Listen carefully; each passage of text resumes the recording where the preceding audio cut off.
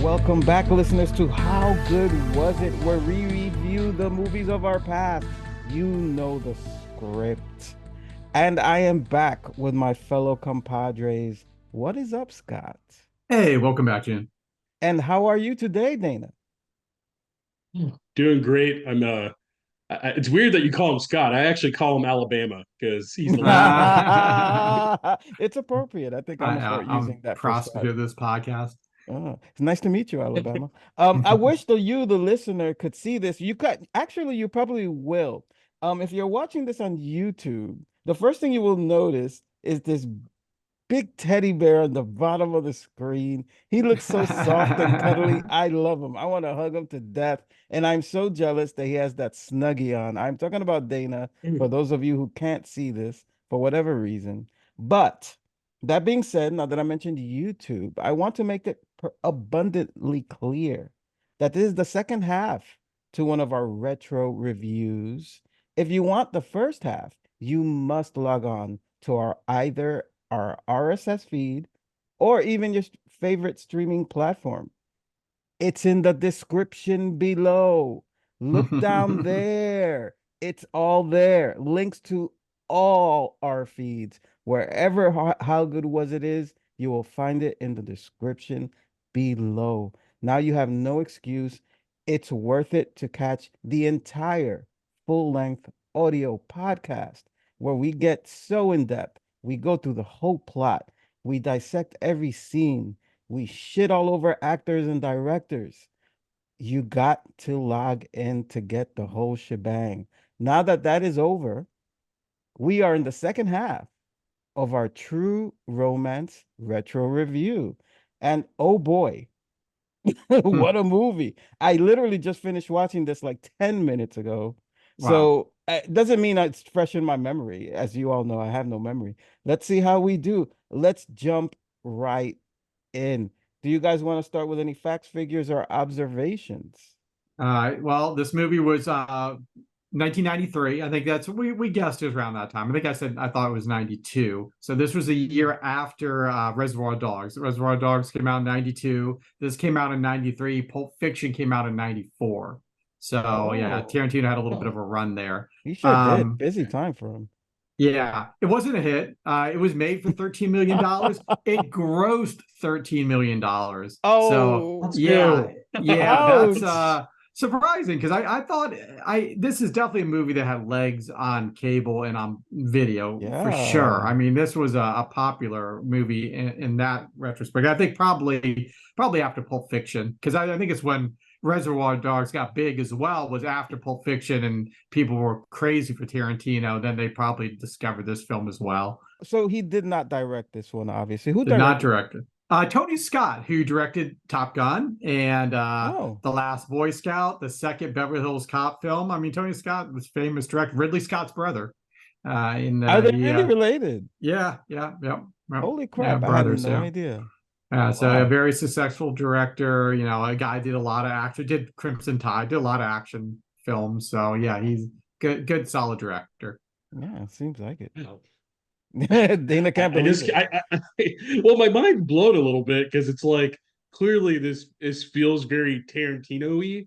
So Mhm. it's just when you bring up that director, it's like, well, yeah, they're action, but like we know what Quentin Tarantino action is. I mean, we brought it up in part one. It is truly Yeah. over the top.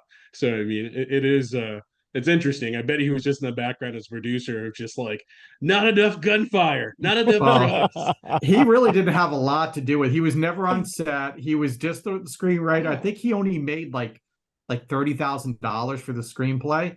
And Wow. yeah, no, he wanted to direct this movie before, but could never really raise the money for it. He thought he could do it on a low budget and decided to do Reservoir Dogs instead, and then sold this.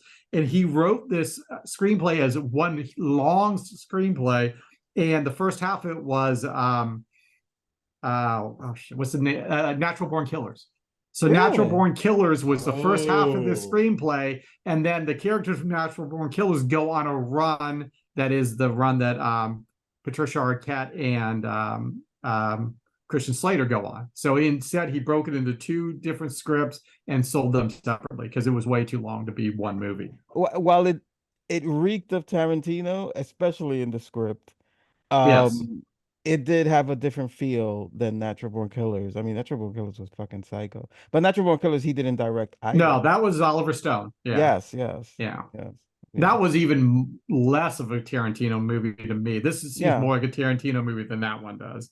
yeah, yeah. This one definitely has Totally Tarantino agree. stank all over it.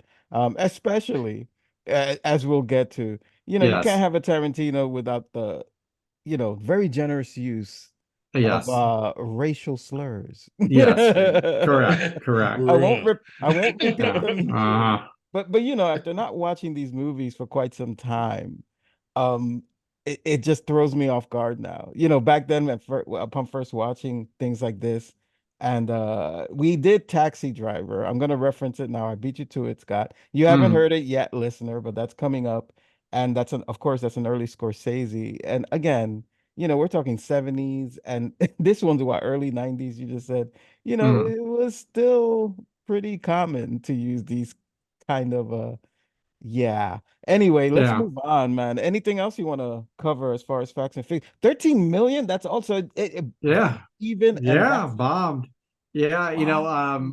Christian Slater was a little bit of what wasn't on the same page as Tony Scott how to play this character. So he gave him a copy of Taxi Driver and told him, "Watch, I want you to act like De Niro. This is what the character is in my mind. He's like Travis Bickle. So Oh, that's a try to get him on the same page, and you can see a little bit of a psycho in there, but nah, not quite there. it, go ahead. Now, I mean, Jack Nicholson. It's really hard for Jack Nicholson to play Robert De Niro as too many Richard Yeah. Kimball. So that He makes should sense. They'd he have should have had him been, play the Joker from Batman. His Batman '89 just act like the Joker. That's yeah, fine. Uh, yeah, yeah. I mean, Christian Slater was just Christian Slater. I mean, yeah, when he wasn't trying to be, Jack Nicholson, he was just, I guess I'm just gonna call him Mr. Robot because that's what he is to yeah. me He now. just seemed a So little too young for me. He just didn't quite. I thought he did fine, but I would have thought that if they moved Brad Pitt to that role, or Val Kilmer wanted to do the role and ended up getting the Elvis role, if I would like to have seen one of them, Val Kilmer I think would have killed that part. I could see definitely Val coming apart. Now, now that you mentioned the cast, I forgot how big of a cast this was. It's like, Of yeah, course, yeah. I mean, some of these actors, of course, were still not as widely known. You had people like yeah.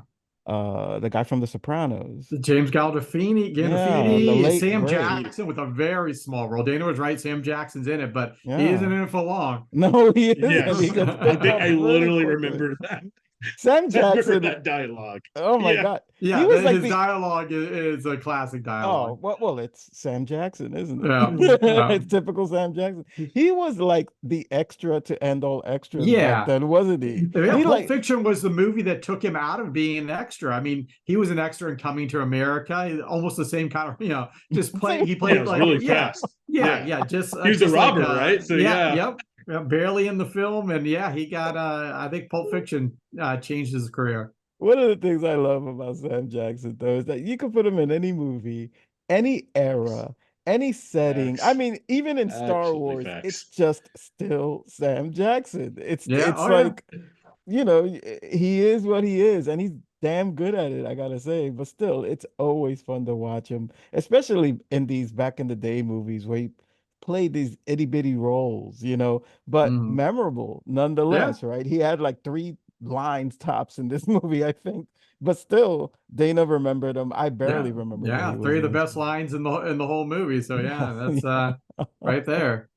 Yeah. And going back to the whole slurs thing, it just I always wonder like Sam Jackson, like he obviously doesn't give a shit. I'm sure him and Tarantino are pretty good buds, but still, man, it's like Uh, Like there was something. Wasn't there like a story about how Samuel L. Jackson got pissed at Leonardo DiCaprio and Tarantino for not being basically like racist enough. Yeah, because he didn't want what? to. exactly. So Yes. yeah, DiCaprio would not would didn't feel comfortable comfortable saying all those lines in Django Unchained, and Sam Jackson's like, motherfucker, you just need to own it and do it, and he could care less, and yeah.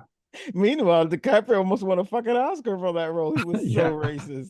He was Crazy. amazingly, but he did it too well. It was almost too believable. It was like, Yeah, oh, yeah. shit. But it's the mark of a great actor. I mean, he obviously wanted you to hate that character, and Yeah. he did. Of course, man. He sure It's a did, movie. man. Yeah. Yeah, it's a hell of a movie.